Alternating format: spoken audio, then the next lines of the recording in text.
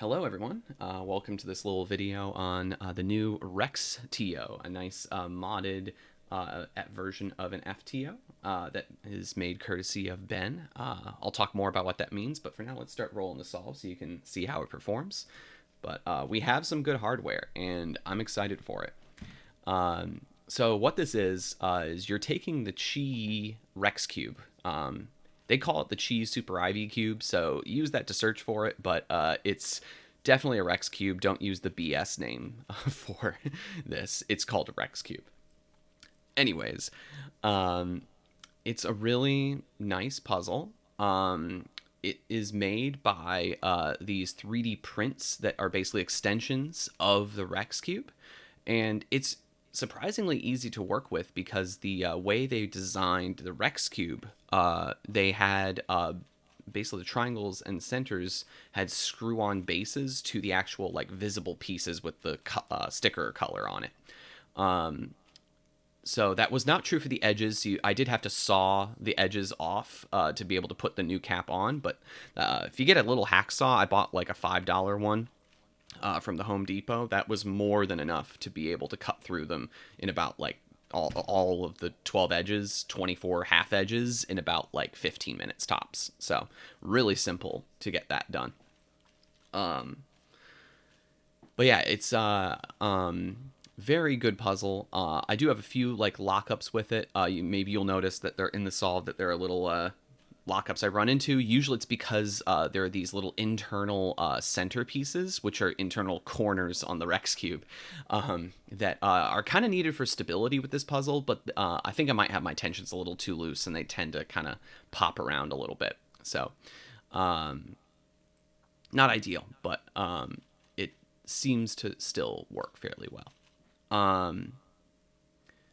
So that being said, I really do enjoy this puzzle. It's not perfect, but it's definitely better than any FTO I have currently.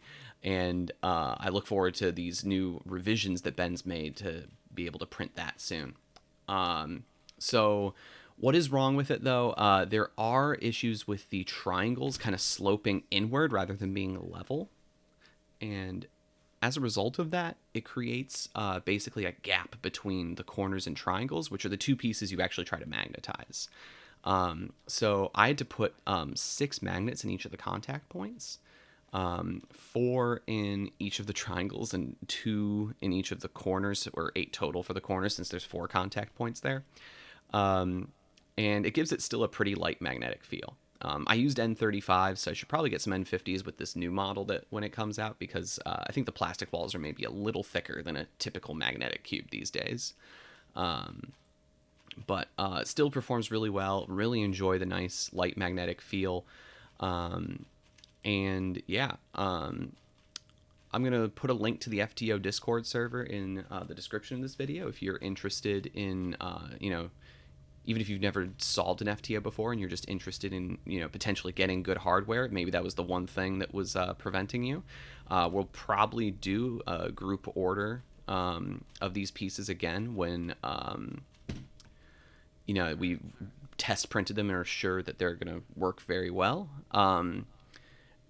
But yeah, it should be a pretty reasonable, not the most cheap way to get a good FTO, but a reasonable way to get a decently priced FTO. So if you're interested, feel free to join in there and we can notify you. You'll probably get a notification on Discord when we're thinking about doing a new order. But for now, I really do enjoy this FTO, even if it isn't the perfect design. But I definitely look forward to getting my hands on that new FTO. I'm going to let you watch the rest of this average in peace without me talking to you, though. So thanks for watching, and I'll see you next time.